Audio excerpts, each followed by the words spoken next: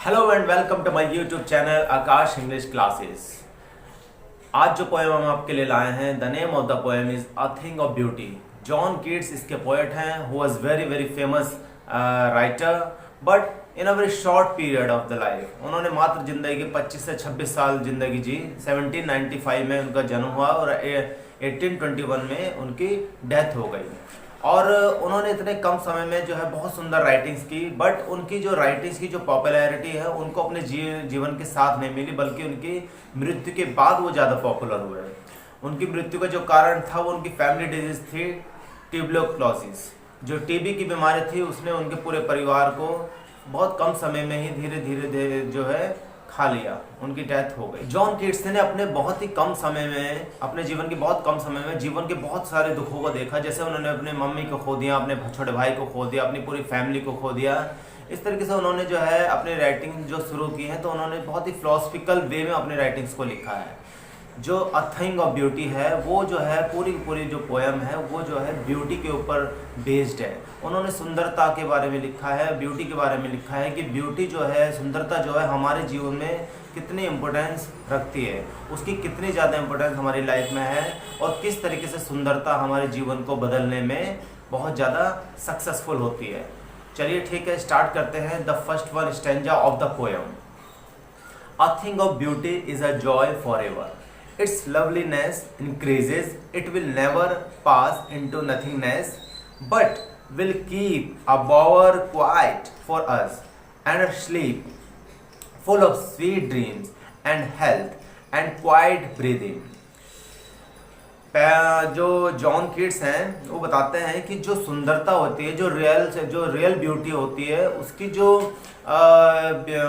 Beautiness होती है वो कभी ख़त्म नहीं होती। उसकी जो सुंदरता है वो कभी ख़त्म नहीं होती है, बल्कि वो धीरे धीरे बढ़ते चली जाती है। आप अपने वे में किसी भी चीज़ को सुंदर मान सकते हैं। जैसे कोई छोटे बच्चे की स्माइल है, या कोई नदी है, या सितारे हैं, या मून है, सन है, ट्रीज़ हैं, और आपकी मदर हैं, आपके फादर हैं। जिस चीज़ में भी आपको जो है ब्यूटी दिखाई देती है, उनके लव में, उनके प्रेम में, जो भी आपको ब्यूटी दिखाई देती है, तो जो जॉन कीट्स है उनका यही कहना है कि ये जो ब्यूटी होती है ये कभी ख़त्म नहीं होती है, but will keep a Bower quiet for us. और जिस तरीके से एक थका हुआ इंसान जब रास्ते में कहीं पे चलता है और उसको कोई छायादार पेड़ मिलता है तो उसके नीचे बैठकर उसे बड़ा सुकून मिलता है, बहुत आनंद आता है। इसी तरीके से ये जो सुंदर चीज़ें हैं, जो थिंग ऑफ ब्यूटीज़ हैं, ये भी एक तरीके से जो है एक शेप बनाती हैं, छायादार शेप बनाती है, जो इंसान के अंदर के दुखों को बहुत अच्छा सुकून और बहुत अच्छी छाया प्रदान करती है, देती है, जिससे कि उसको बहुत ही अच्छी और मीठी नींद आती है, अच्छे सपने आते हैं, और जो उसकी हेल्थ होती है वो अच्छी होती जाती है। इसी तरीके से जॉन कीट्स जो है इस वाले स्टेंजा में वो ये कह रहे हैं कि जो रियल ब्यूटी है, फिर से सुन लीजिए, वो बात कर रहे हैं रियल ब्यूटी के बारे में। जो रियल ब्यूटी है उसकी जो सुंदरता है, जो उसकी ब्यूटीनेस है, there is no end of this. उसका कोई भी अंत नहीं होता, वो कभी ख़त्म नहीं होती, बल्कि वो समय के साथ साथ धीरे धीरे और सुंदर होते चली जाती है, और उसकी सुंदरता और बढ़ती चली जाती है। Now here is the second one stanza. Therefore on every morrow are we wreathing a flowery band to bind us to the earth, spite of despondence of the inhuman dearth of noble natures of the gloomy days। John Keats कहते हैं कि spite of despondence means इतनी निराशा होने के बावजूद भी, जीवन में इतना अंधकार होने के बावजूद भी, जब इस धरती पर आज जो है बिल्कुल मानवता की कमी हो गई है, इंसानियत की कोई वैल्यू नहीं रह गई है, इतने अंधकार भरे दिन जो चल रहे हैं, और किसी के भी जीवन में किसी तरह कोई हैप्पीनेस नहीं है, तो ऐसे में भी हम लोग रोज़ सुबह, एवरी मोरो, हम लोग we always try to connect ourselves to the earth और टू द नेचर। हम अपने आप को नेचर से कनेक्ट करने की कोशिश करते हैं और फूलों की माला बनाते हैं। फूलों की माला को बनाने का meaning, a flowery band to bind का मीनिंग ये है कि हम लोग उन फूलों की माला को बनाकर अपने आप को डायरेक्ट तौर पर नेचर से कनेक्ट करते हैं। उसकी जो सुंदरता है, जो उसकी ब्यूटी है, उन फूलों के थ्रू, उस माला के थ्रू हमारे अंदर, हमारे आत्मा के अंदर वो एक बहुत ही सुंदर रूप लेती है, जिससे हमारे अंदर की जितनी भी निराशा होती है वो कहीं ना कहीं खो जाती है, वो दूर हो जाती है। Of all the unhealthy and over darkened ways made for our searching, yes, in spite of all, some shape of beauty moves away the pall from our dark spirits. And John Keats says that कि इतनी निराशा होने के बावजूद भी, इतने अंधकार में भटकने के बावजूद भी, और जब हमारे जीवन में बिल्कुल भी किसी तरह की कोई आशा नहीं रह जाती, तब हम ये जो जीवन में जो थिंग्स ऑफ ब्यूटी हैं, जो सुंदरता भरी जो चीज़ें हैं, ये हमें एक तरीके से पॉजिटिव वाइब्स देती हैं और हमारे इस जीवन के अंदर के अंधकार को वो मिटा देती हैं। और धरती से जो कनेक्ट होने का, जो हमारा जो नेचर से कनेक्ट होने का जो हमारा एक वे है, वो हमें हमारे इस अंधकार भरी दुनिया से दूर ले आकर एक सकारात्मक ऊर्जा देता है। इसलिए जो थिंग्स ऑफ ब्यूटी हैं, ये हमारे जीवन की सभी निराशाओं को पल भर में दूर करने की कैपेबिलिटी और क्षमता को रखती हैं। Now here is the third one stanza. Such the sun, the moon, trees old and young, sprouting a shady boon, for simple sheep and such are daffodils, with the green world they live in and clear rills. इस stanza में, in this stanza, John Keats says, वो कुछ example देते हैं। He gives some examples कि वो जो things of beauty हैं वो क्या हैं।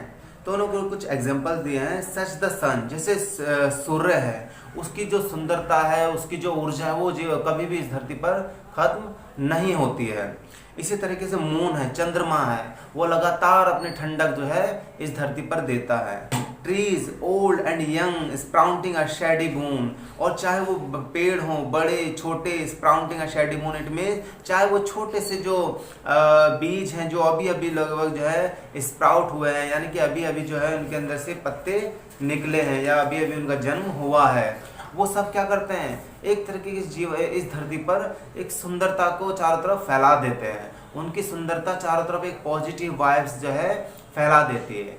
For simple sheep and such are daffodils, चाहे वो छोटे छोटा जीव, एक शीप यानी कि भेड़, उन्होंने उसका एक एग्जाम्पल दिया है कि जो एनिमल्स है, ये सुंदरता सबके लिए है, चाहे वो एनिमल्स हो। And such are daffodils, daffodils it means like the yellow flower, the beautiful flower, जो एक तरह का फूल होता है जो येलो कलर का होता है, चाहे वो फूल ही क्यों ना हो, ये सब मिलकर इस धरती पर बहुत ही एक सुंदर रूप ले लेते हैं और एक शेप ले लेते हैं, जिसकी सुंदरता जो है बहुत ज़्यादा असीमित होती है। और ये इंसान के क्या, जानवरों तक के हर तरह के जीव के मन के अंधकार को मिटाकर उनके जीवन में खुशियां भर देती है।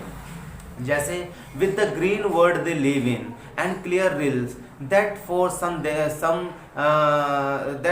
themselves a cooling covered make against the hot season, the mid forest break rich with the sprinkling of fair musk rose blooms.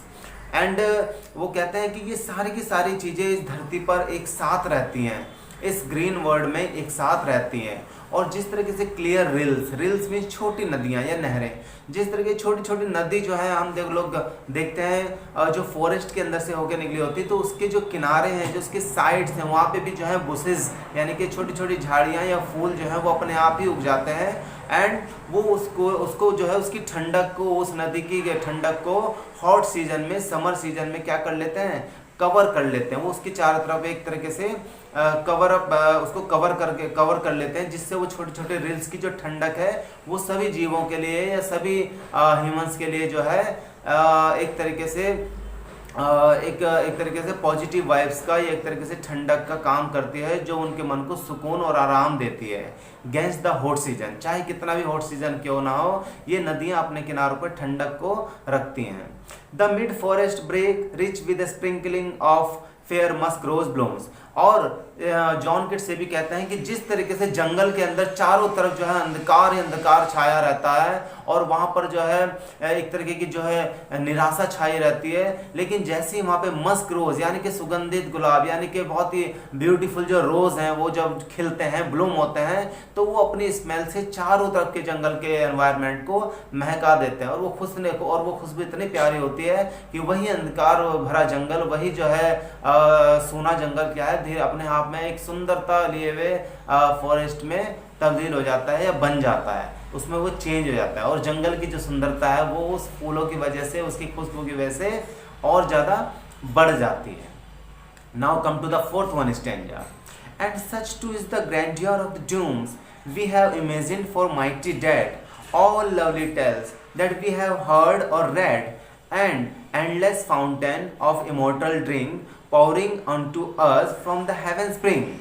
John Keats कहते हैं कि जो ग्रैंडियर ऑफ डूम्स हैं, इट मीन्स जो लोग जो हैं चले गए हैं दुनिया से, जो लोग जो हैं जिनकी मृत्यु हो गई है, जो बहुत शक्तिशाली लोग रहे थे, जिन्होंने यहाँ पे जो है इस अर्थ की, इस भूमि की जो है हिस्ट्री को जो चेंज किया है, उनकी जो कहानियां हैं, we have imagined for mighty dead. Mighty dead माने जो शक्तिशाली लोग रहे हैं, उनकी जो कहानियां हैं, जो उनकी जो उनकी शक्ति की कहानियां हैं, जो उनकी बल की कहानियां हैं, जो भी हमने आज तक सुनी हैं या पढ़ी हैं, वो जो है अपने आप में एक एंडलेस फाउंटेन है, एक तरीके का जो है एक ऐसा फुहारा है या एक ऐसा झरना है जो कभी ख़त्म नहीं होता है, और वो डायरेक्ट कहाँ से आ रहा है, वो हेवन से आ रहा है, जैसे स्वर्ग से आ रहा है। उनकी वो कहानियाँ, उनके वो किस्से, जो माइटी डेड्स की जो कहानियाँ हैं, वो सब कहाँ से आ रही हैं, वो डायरेक्ट स्वर्ग से आ रही हैं, जिनका कोई अपना अंत नहीं है। और ये जो माइटी डेड्स की जो स्टोरी है, जो डे बाय डे और जो है खूबसूरत लगती हैं और जो है हम लोगों को स्ट्रांगनेस देती हैं, हम लोगों को ताकत देती हैं,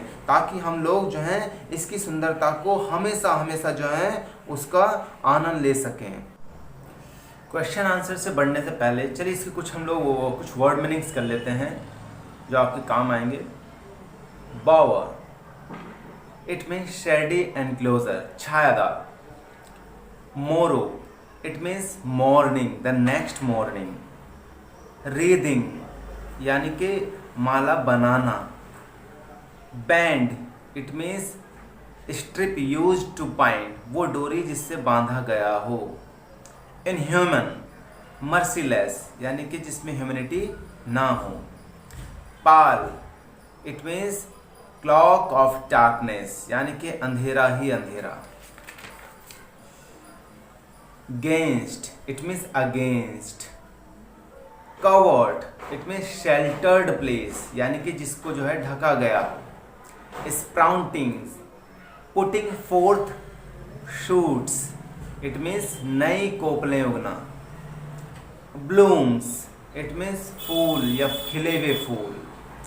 ग्रैंडियर, इट मीन्स मैग्निफिसेंस, यानी कि महिमा। डूम्स, यानी कि फेट। माइटी, यानी कि बलवान, powerful.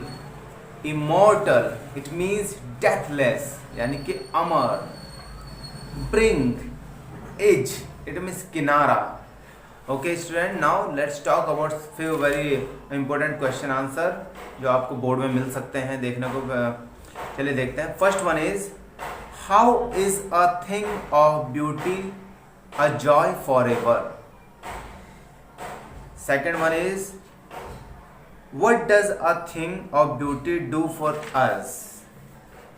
The third one is, what binds us to the earth? The fourth one is, explain the line, a sprinkling of fair musk roses blooms. And the next one is, what protects rills from the hot season? Okay students, इसके अलावा भी कुछ question answer हैं, and please don't forget to revise the poem. एंड अगर आपको poem पसंद आई होगी और अगर आपको अच्छी लगी होगी, so please don't forget to like this one channel, share this one channel and subscribe this one channel. Thank you so much.